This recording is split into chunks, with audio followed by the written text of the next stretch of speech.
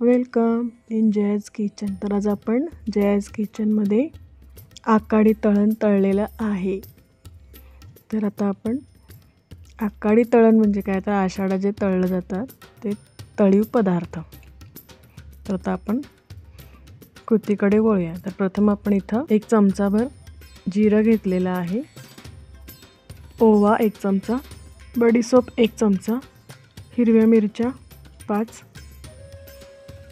आणि लसूण 8 ते 9 पाकळ्या लसणाच्या। आणि आता आपण हे मिक्सर जारमध्ये बारीक करून घेऊया। आता आपण 2 कप कणिक आणि 1 कप बेसन घेतलेलं आहे, 1 चमचा धने पावडर, पाव चमचा हळद, 1 चमचा पांढरे तीळ, मीठ चवीनुसार, कोथिंबीर चिरलेली, लाल तिखट तुम्ही तुमच्या आवडीनुसार कमी जास्त घेऊ शकता, कारण की मिरच्या सुद्धा आपण वाटणात घातलेल्या आहेत।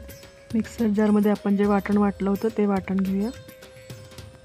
आता इथं आपण 2 ते 3 चमचे गरम करून घेतलेलं आहे मोहन, कडलेलं तेलाचं मोहन आपण घातलेलं आहे। आता ते व्यवस्थित हाताने मिक्स करून घेऊया आधी। बघा आपलं तेलाचं मोहन छान पिठात मिक्स झालेलं आहे। तर आता आपण पाणी घालून घट्टसर गोळा मळून घेऊया।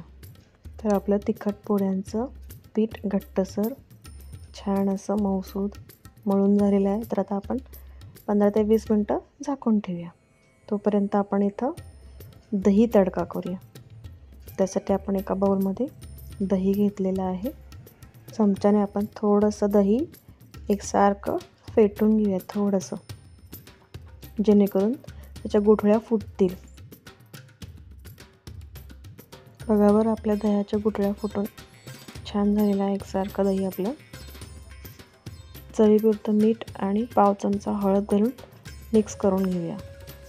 हळद आणि मीठ दह्यामध्ये व्यवस्थित मिक्स झालेलं आहे। तर आता आपण एकीकडे दही तडक्यासाठी फोडणीच्या भांड्यात 2 चमचे तेल गरम करून जिरं मोहरीचा तडका दिलेला आहे आणि त्यात मिरची हिरवी आणि एक छोटासा कांदा कट करून तेलावर आपण चांगला असं व्यवस्थित परतून घेणार आहोत। हा तडका चमच्याने व्यवस्थित हलवून घेऊया, जेणेकरून आपला तेलात कांदा व्यवस्थित भाजला जाईल। कांदा भाजल्यावर आपण 1 चिमूटभर हिंग घालूया आणि व्यवस्थित हिंगसुद्धा परतून घेऊया। तर आता हा तडका आपण दह्यात घालूया आणि व्यवस्थित छान असं मिक्स करून घेऊया।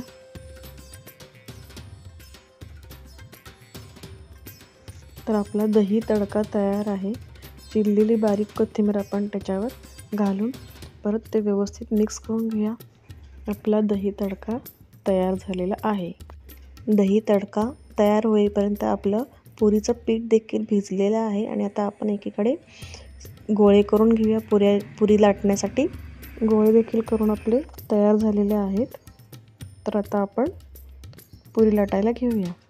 तर आता आपण या सर्व पुऱ्या तेलावर लाटणार आहोत आणि नेहमी आपण कोणतीही पुरी करायची झाली तर तेलावर लाटायची, जेणेकरून पुरी आपली तेल कमी पिते। पिठावर जर पुरी लाटली तर पुरी आपली जास्त तेल ओढून घेते आणि तेलकट पुऱ्या होतात। बघा आपली पुरी तयार झालेली आहे।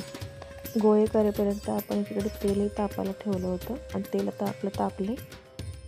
तर सर्व पुऱ्या आपण अशाच तेलावर लाटून व्यवस्थित मीडियम गॅसवर तळून घेणार आहोत। पुरी बघा आपली व्यवस्थित छान अशी फुगलेली आहे। तर अशा सर्व आपण पुऱ्या करून घेऊया। आपला आकार तळून झालेला आहे। तर आता आपण आपल्या ह्या मसाले पुऱ्या 15 दिवस टिकतात। तुम्ही प्रवासातही नेऊ शकता, प्रवासाला दह्यासोबत, दही तडक्यासोबत, सॉससोबत, चहासोबतही कधीही खाऊ शकता, एनी टाईम। असा हा आपला आकाड तळीव तळण झालेला आहे। तुम्हाला जर व्हिडिओ आवडला तर नक्की लाईक करा, कमेंट करा, शेअर करा, सबस्क्राईब करा, बेल आयकॉन दाबा। खूप खूप खूप धन्यवाद।